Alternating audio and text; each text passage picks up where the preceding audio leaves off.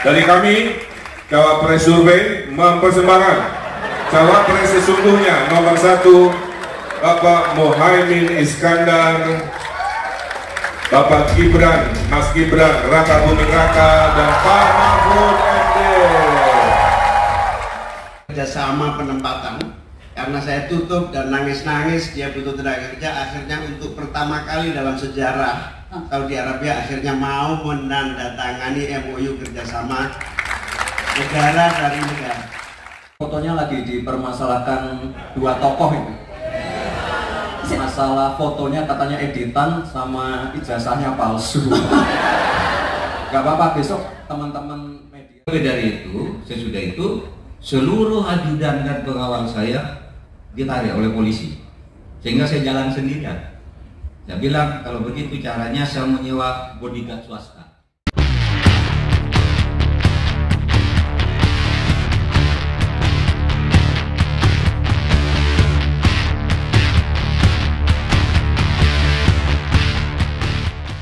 Ya, dari kami, Cawapres Survei mempersembahkan Cawapres sesungguhnya nomor 1 Bapak Muhaimin Iskandar, Bapak Gibran, Mas Gibran, Raka Buming Raka, dan Pak Mahfud MD.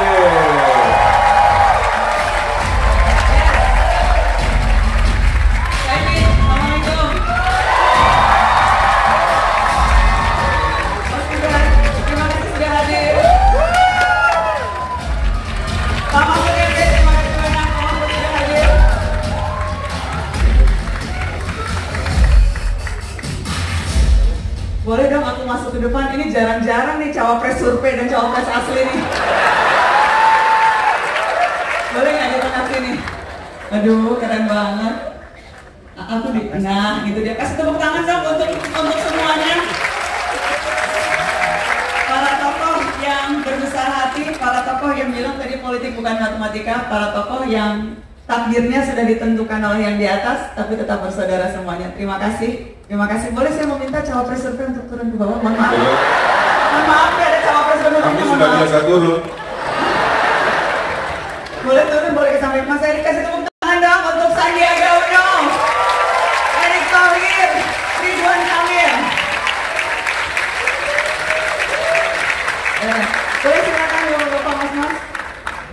Silakan. Pak Mahfud boleh di sebelah sini. Silakan Mas Gibran di tengah. Ini supaya sesuai nomor urut. Betul kan? 1, 2, 3. Duduknya di sini agak ke pinggir. Nanti kalau pasangannya udah datang, aku minta duduk ke sana. Tapi yang sekarang duduk dekat aku dulu. Apa kabar Pak Mahfud? Sehat-sehat? Baik, alhamdulillah sehat. Mas Gibran sehat-sehat Mas? Sehat. Alhamdulillah. Cak Imin, Gus Imin?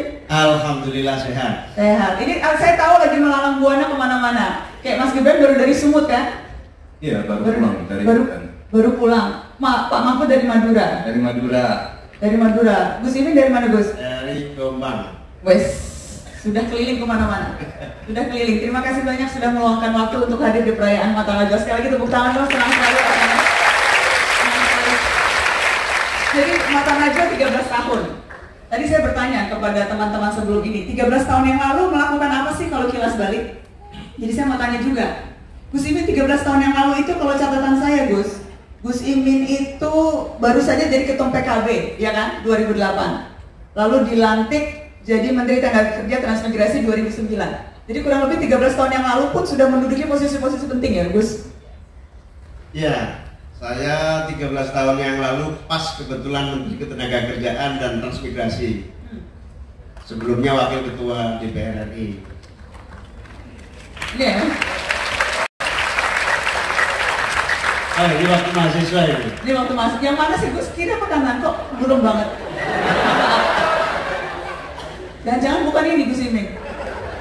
Salah foto jangan-jangan, benar? Iya, ini tapi waktu mahasiswa ini. Tapi ini waktu mahasiswa. Tapi waktu itu 13 tahun yang lalu sudah menteri. Jadi waktu itu saya menjadi bagian dari koalisi Pak SBY dan ditawarin untuk memilih salah satu jabatan menteri. Kemudian saya minta menjadi Menteri Ketenagakerjaan karena waktu itu banyak sekali kasus-kasus tenaga kerja Indonesia yang di luar negeri, terutama di Saudi, Timur Tengah, dan Malaysia yang begitu banyak masalah. Dan begitu saya dilantik, yang saya lakukan pertama adalah menutup semua pengiriman tenaga kerja ke luar negeri dan tidak ada satupun saya izinkan bekerja sebagai pembantu rumah tangga. Dan yang paling saya bersyukur 13 tahun yang lalu itu adalah apa? Saudi Arabia yang nggak pernah sama sekali mau MOU, menganggap ada kerjasama penempatan, karena saya tutup dan nangis-nangis dia butuh tenaga kerja. Akhirnya untuk pertama kali dalam sejarah Saudi Arabia akhirnya mau menandatangani MOU kerjasama negara dari negara G20. Itu yang diingat. Ya. Itu yang diingat. Oke, saya mau ke Mas Gibran. Mas, aku ada foto 13 tahun yang lalu tuh Mas Gibran. Ada foto ini Mas. Wisuda kan Mas? Lulus atau Baru lulus. ini baru lulus?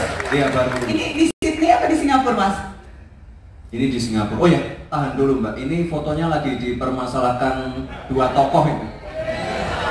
Masalah fotonya katanya editan sama ijazahnya palsu.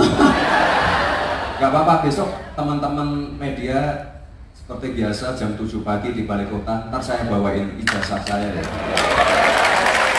Bisa aja asli atau palsu ya. Kalau nggak percaya, saya pesenin tiket ke Singapura deh.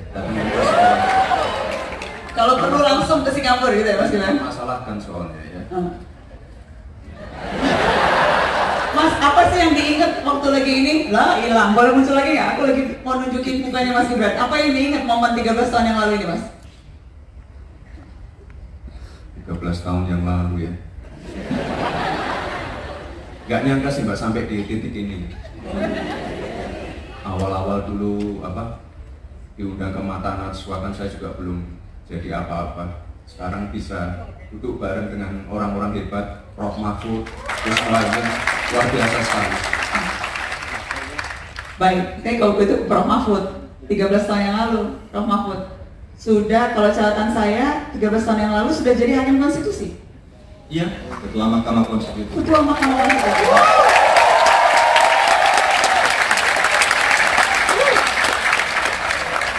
Ketua Mahkamah Konstitusi. Ya, Apa yang memori paling kuat atas pengalaman jadi hakim konstitusi? ada dua. Satu, ketika saya membongkar kasus mafia peradilan yang dilakukan secara bersama-sama oleh Polri, Kejaksaan Agung, pengacara, LPSK dalam kasus Cicak Buaya yang pertama yang melibatkan Susno Duadi. Nah, di sini ada Mas Chandra Hamzah, ada tadi itu.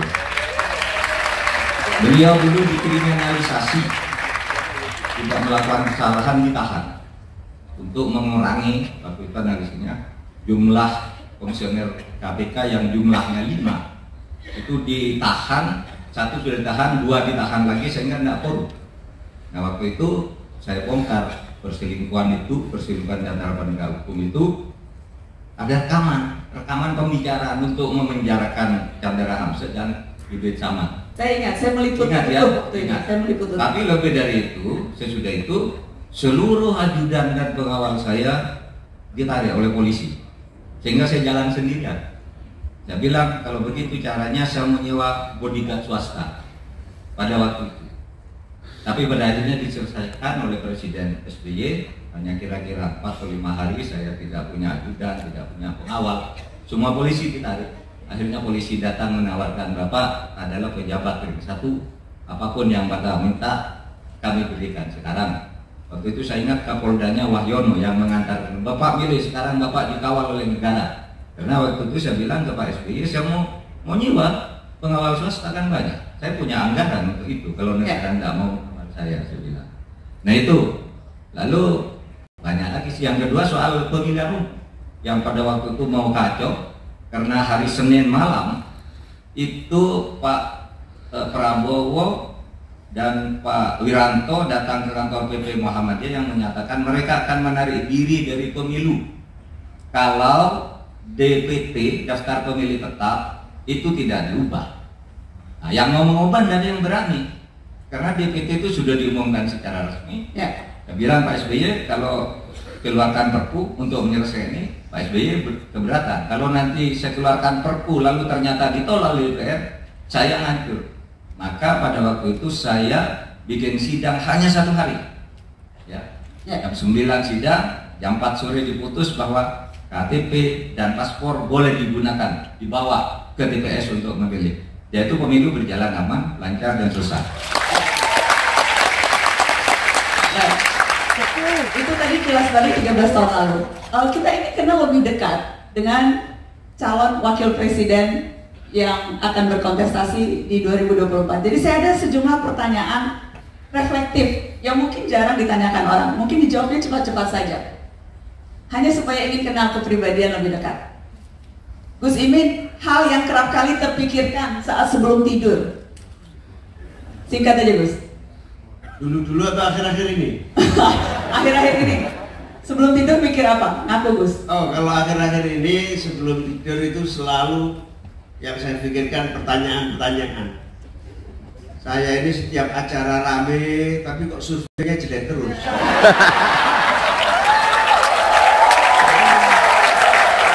Ini yang salah surveinya atau acaranya yang rame saya kata. Ya, sebelum tidur akhir-akhir ini ya, memang yang saya pikirkan itu tanda tanya mana yang terjadi sesungguhnya dengan apa yang sebetulnya sedang dalam permainan. Oke. Jadi itu yang dipikirkan. Ya. Merenungi ya. Merenungi nasib rakyat Indonesia. Mas Gibran, akhir-akhir ini sebelum tidur mikirin apa Mas Gibran? Sebelum tidur ya, saya kalau udah ketemu kasur langsung tidur sih. Beruntung Mas, beruntung kalau bisa langsung tidur. Ada orang yang kadang suka makan waktu lama. Jadi Mas Gibran bilang, Mas masa nggak ada yang dipikirin? Ya. Mbak Silvi masa nggak dipikirin? Pulang dari mata Naswa langsung tidur juga. Gak usah terlalu banyak pikiran lah ya. Masalah survei, masalah apa, siapa yang paling tinggi, kita jalani aja Gus. Santai aja Gus. Jadi nggak mikir apa-apa sebelum tidur ya? Saya sih santai, biasa saja. Wes, aku ingat setiap kali wawancara Mas Gibran tuh pasti kalimat andalannya biasa aja. Jadi kalaupun sebelum tidur ya biasa aja ya Mas, biasa aja. Pak Mahfud, sebelum tidur apa yang akhir-akhir ini kerap kali muncul di benak? Akhir-akhir ini saya sering berpikir begini ya, kalau mau tidur ngapain sih saya kok ikut bolak-balik, ngomong itu. Enggak, saya bilang apa ada gunanya, apa ada manfaatnya bagi saya. Gitu. Saya terkadang udahlah, saya sudah 2 tahun di pemerintahan, mau males berhenti aja. Tapi setiap bangun tidur sudah banyak tamu yang mendorong saya maju. Gitu. Sehingga ya sudah akhirnya saya masuk di dalam kontestasi ini. Tapi kalau malam lagi tidur, apa lagi? Apa bisa saya ngerjain? Untuk apa ini? Semua.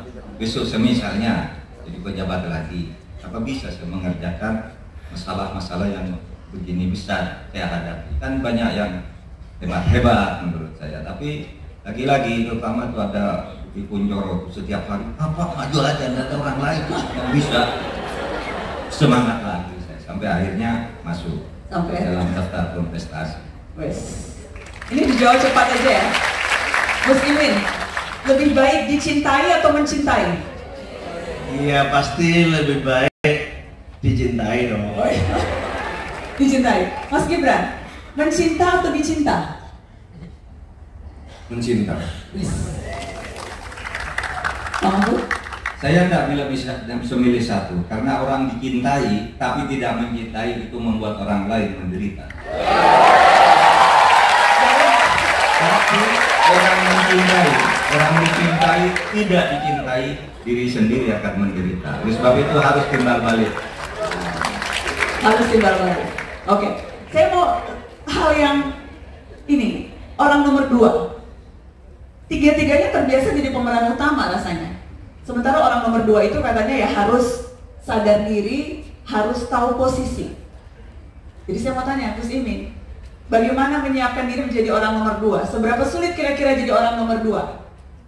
Setelah terbiasa jadi orang nomor 1 terus, ketua partai itu sudah 18 tahun. Iya, saya memang sudah terbiasa jadi orang nomor 2, nomor 1. Sudah terbiasa dari orang nomor 1 tiba-tiba jadi orang nomor 2. Makanya sebelum saya matangkan bersama Mas Anies, saya bicara berdua. Mas Anies, kalau sampean nomor 1, saya nomor 2, bagaimana caranya saya juga nomor 1? Kalau saya nomor 1, sampean nomor 2, bagaimana caranya sampean juga nomor 1? Akhirnya kami sepakat berdua, ya sudah, Tunggal lah. Yang 1 jadi 2, yang 2 jadi 1. Bersama-sama, berangkat bersama-sama untuk kebaikan semuanya. Mas Gibran bagaimana? Ada tidak wapres idola yang dijadikan panutan? Dan bagaimana menggambarkan relasi bersiap jadi orang nomor 2? Wapres idola ya. Ada Pak Ma'ruf Amin. Beliau kalau memberikan pidato atau ngendikan itu suasana langsung adem ayem. Atau mungkin Pak JK. Pak JK itu benar-benar orang yang ini problem solver. Luar biasa sekali. Ngerti lapangan, ngerti teknis, detail teknis. Beliau berdua sangat luar biasa sekali. Termasuk 2 cawapres ini juga idola saya. Prof Mahfud, Gus Muhaimin, beliau tokoh yang luar biasa sekali. Pak Mahfud, bagaimana relasi orang kedua? Sama aja, nomor 1, nomor 2 kan ada batas kewenangan masing-masing. Bagi saya itu hanya bagi-bagi tugas saja. Dan saya merasa selalu menjadi orang nomor 1 di lingkup saya. Seumpama di atas saya ada yang lebih tinggi, saya kan nomor 1 di lingkup kewenangan saya. Saya pernah menjadi Menteri Pertahanan juga nomor 1 DPR. Tapi saya nomor 3 di pemerintahan, ada presiden, wakil presiden, menteri, kan gitu kan. Tapi tetap merasa nomor 1, artinya ke bawahnya bagi saya tetap harus diurus. Tetapi kalau dalam konteks urusan kerja kenegaraan antara presiden dan wakil presiden, saya kira nomor 1 dan nomor 2 itu harus disinergikan menjadi semacam konsep tunggal agar semuanya lancar dan saling mengerti. Itu aja. Rasanya kita perlu mengkonfirmasi ya jawaban-jawaban ini. Rasanya saya perlu mengkonfirmasi jawaban soal orang kedua dengan